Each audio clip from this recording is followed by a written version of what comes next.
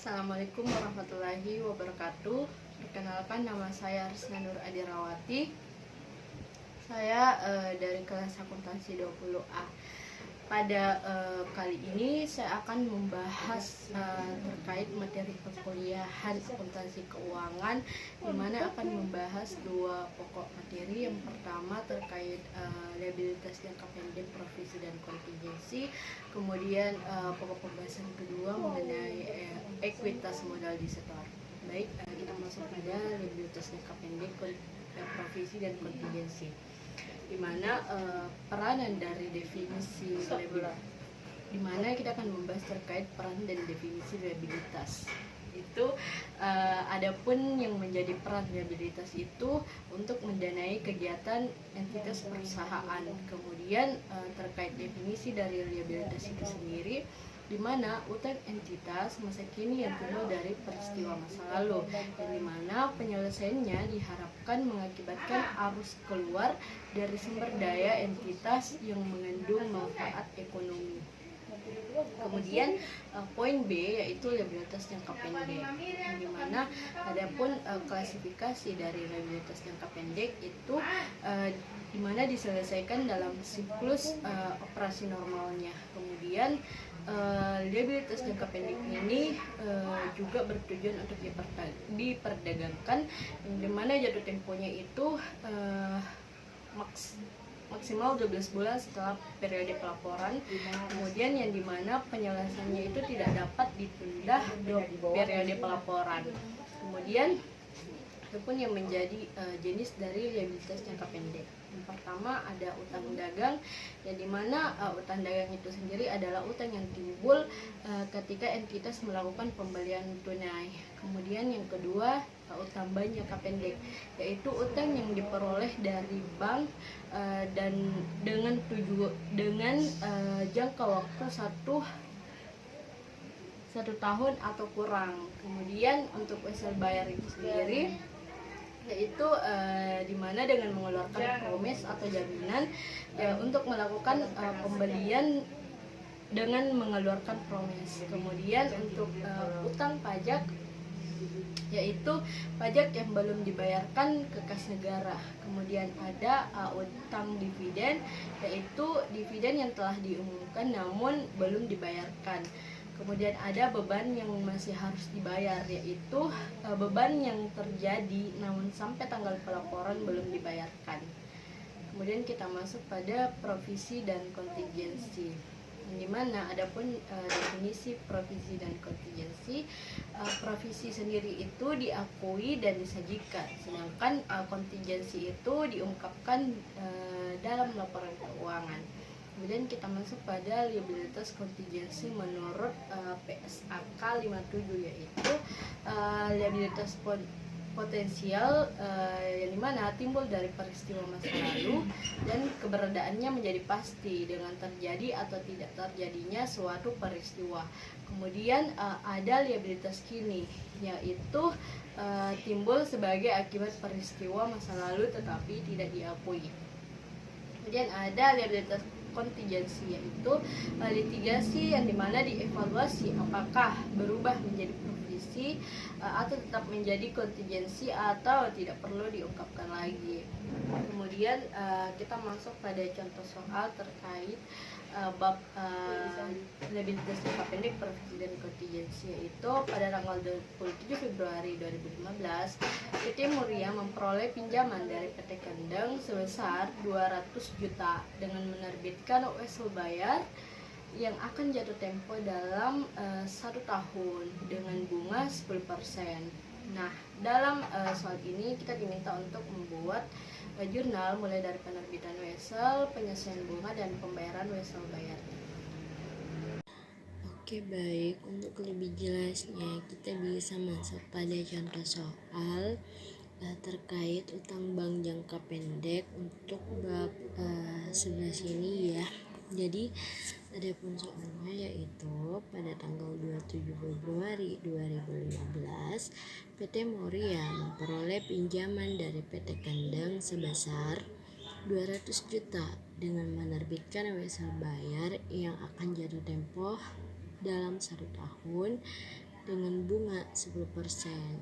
Kemudian pada saat ini kita diminta untuk membuat jurnal mulai dari penerbitannya, kemudian penyesuaian bunganya, dan pada saat pembayaran wesel bayarnya.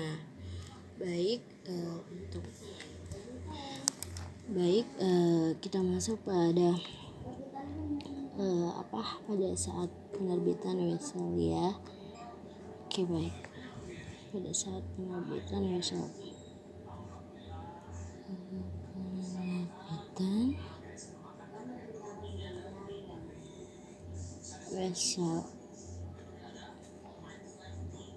ini jurnal pada saat penerbitan wesel ada di mana pada debit itu kas, kemudian kita kredit utang wesel nilai. Soal sudah jelas ya bahwa nilai weselnya itu senilai 200 juta.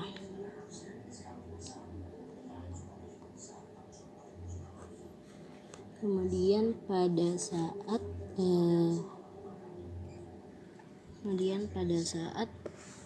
penyesuaian bunga.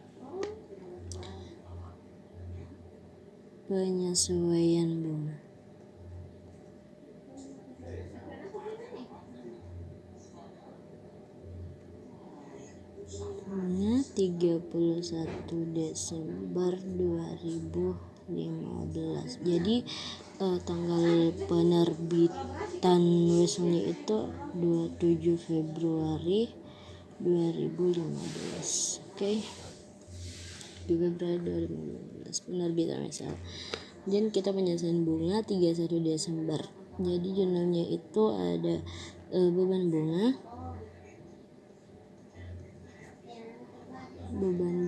pada utang bunga.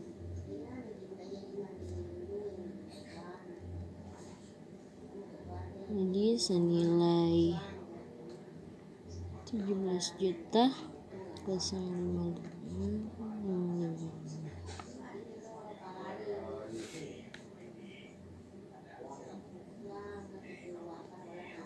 Oke. Untuk mencari nilai dari beban bunga pada utang bunga senilai 17 juta, kita bisa mendapatkan nilainya. Ini ya perhitungan bunganya. Bunga 31 Desember 2015. Oke. Jadi caranya itu kita kali berapa nominal weselnya, kemudian kita kali tingkat bunganya 10%, kemudian kita kali berapa periodenya. Jadi kita kali dulu ya berapa nilai dari weselnya 200 juta, kemudian kita kali tingkat bunga. Jadi tingkat bunganya itu senilai 10%. Oke. Baik, kemudian untuk bunganya sendiri itu senilai 10%. Kita kali dengan 10%, kemudian kita kali berapa hari, 307 kita bagi 360. Jadi hasilnya itu senilai 17 juta sekian. Untuk mencari ini yaitu dari 307 dari 27 Februari sampai dengan 31 Desember. Oke, itu harinya. Kemudian kita masuk pada pembayaran wesel.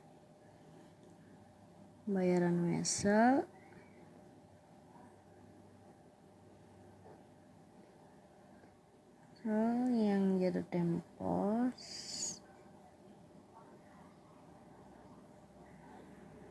1 tahun dari 27 Februari 2015 sampai dengan 27 Februari 2016. Baik, jadi dari 27 Februari 2015 sampai dengan 27 Februari 2016. Jadi jurnalnya itu adalah beban bunga, kemudian ada utang bunga, kemudian ada utang wesel, dan pada kas ya, pada kas. Jadi untuk utang bunganya ini sudah ada ya, 17 juta 55556. Kemudian utang nyeselnya juga sudah ada 20 juta. 200 juta. Jadi kita sisa mencari berapa jumlah dari beban bunga. Jadi untuk mencari nilai dari beban bunganya, kita bisa jadi kita hitung beban bunga itu,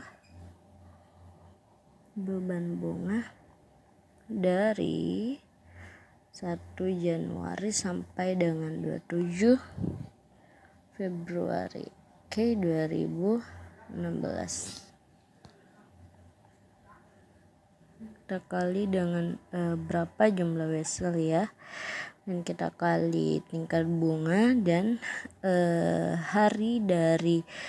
total hari dari 1 Januari sampai dengan 27 Februari itu 58 hari 360, dimana menghasilkan nilai 3 juta sekian. Oke, jadi ini adalah nilai beban bunga dari tanggal 1 Januari sampai dengan 27 Februari 2016. Jadi kita sudah dapatkan nilai dari beban bunganya itu senilai 3 juta sekian. Jadi kemudian untuk kasnya ini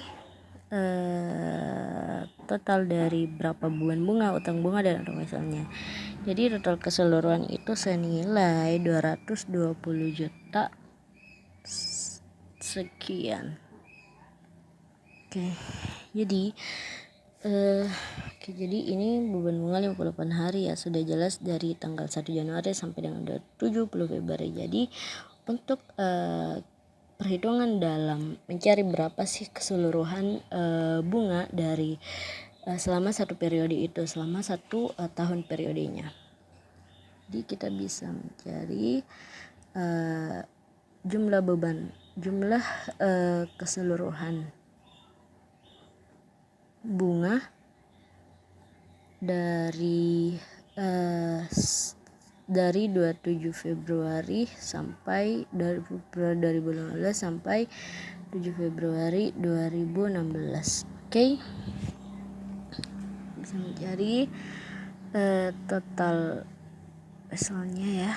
Kemudian kita kali 10%, kita kali 365 ini periode dalam 1 tahun. Jadi totalnya itu ada 27 juta sekian ya, 20 juta 277.778. Jadi ini adalah jumlah keseluruhan bunga dari 27 Februari 2015 sampai dengan 27 Februari 2016. Sekian. Baik, kemudian kita masuk pada pokok pembahasan yang kedua mengenai ekuitas investor. Nah, pada poin A di sini ada pada poin A yaitu struktur organisasi perusahaan, di mana ada 3 strukturnya. Yang pertama ada perusahaan perseorangan, di mana perusahaan ini dimiliki perseorangan. Kemudian yang kedua ada perusahaan persekutuan, yang dimana perusahaan yang dimiliki oleh 2 orang atau lebih yang membentuk persekutuan. Kemudian poin ketiga ada perusahaan perseroan terbatas atau PT, yang dimana perusahaan yang dimiliki lebih dari 2 orang atau badan hukum melalui penerbitan saham.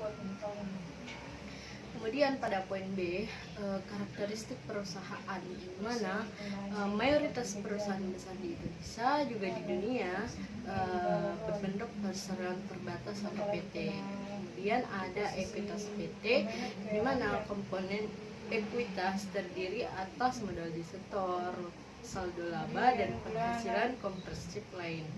Kemudian poin D, saham biasa, di mana terdapat dua jenis saham biasa yang dapat diterbitkan perusahaan, yaitu saham biasa dengan nilai nominal dan saham biasa tanpa nilai nominal. Kemudian ada saham preferen, di mana saham preferen ini merupakan jenis saham yang diterbitkan oleh perusahaan dengan karakteristik atau fitur tertentu.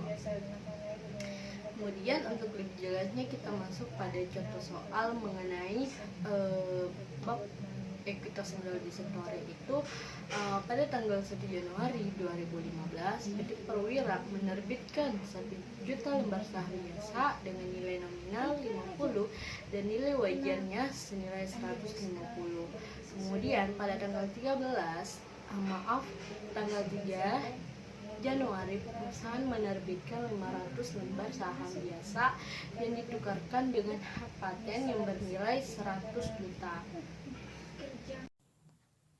Baik, untuk lebih jelasnya kita masuk pada contoh soal yang ada pada bab 13 terkait dengan ekuitas modal disetor. Nah, adapun contoh soalnya yaitu pada tanggal 1 Januari 2015 PT Perwira menerbitkan 1 juta lembar saham biasa dengan nilai nominal 50 dan nilai wajarnya 150. Nah, pada tanggal 3 Januari perusahaan menerbitkan 500 lembar saham biasa yang ditukarkan dengan hak paten yang bernilai 100 juta. Nah, jadi pada contoh soal ini terdapat dua transaksi pada tanggal 1 Januari dan pada tanggal 3 Januari. Untuk pertama-tama kita jurnal dulu pada tanggal 1 Januari 2015, di mana PT Perwira menerbitkan 1 juta lembar saham 1 juta lembar saham biasa dengan nilai nominal 50 dan nilai wajarnya 150. Jadi kita harus mencari tahu dulu berapa nilai wajarnya sebelum kita menjurnal. Jadi nilai wajar itu kita cari, kita kali antara nilai wajarnya yang 150,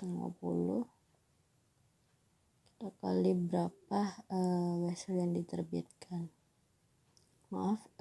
sahamnya ya, itu kali dengan 1 juta dengan 150 juta. Kemudian kita cari berapa modalnya, modal saham. Jadi modal saham kita cari, kita kali nilai nominal dan berapa lembar sahamnya. 50 kita kali 1 juta lembar saham, didapatkan 50 juta. Kemudian kita cari untuk EGIA saham biasa ya. Itu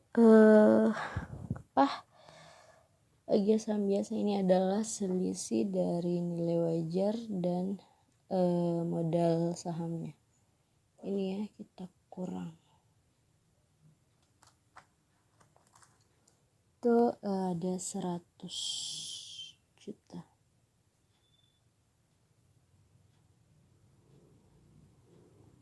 Oke. Jadi jurnalnya yaitu jurnalnya untuk penerbitan saham pada tanggal 1 Januari itu ada kas di debit, kemudian modal saham biasa, dan agio saham biasa. Ini ya, itu berapa nih? Jadi untuk modal sahamnya ada 50 juta,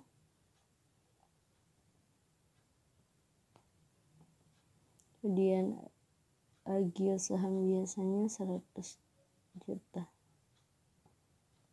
dan untuk kasnya senilai 150 juta.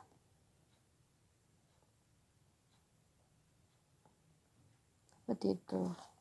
Jadi kita lanjut pada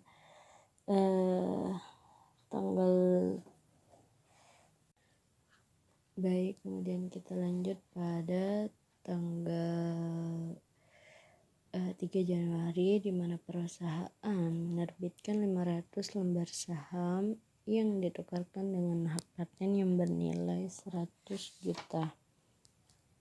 Mana kita harus cari tahu dulu berapa hasil dari penerbitan sahamnya. Mana hasil penerbitan saham? Jadi kita tulis sini modal saham atau penerbitan sahamnya. Saham di mana nilai nominalnya 50 juta. 50 juta kita kali dengan berapa lembar saham? Ada 500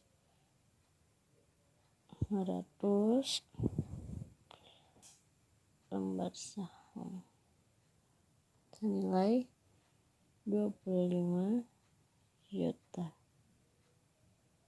Kemudian kita cari hak patennya. Hak paten sudah diketahui senilai 100 juta. Kemudian agio saham biasa,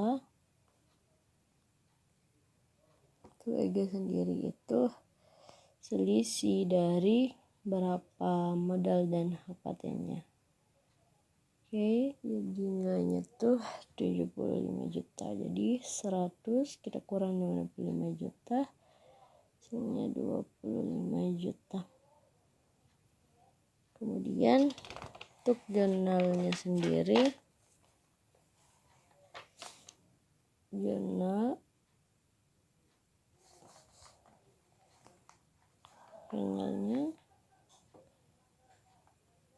mana pada posisi debit itu ada hak paten di debit, kemudian modal saham biasa dan agio saham biasa.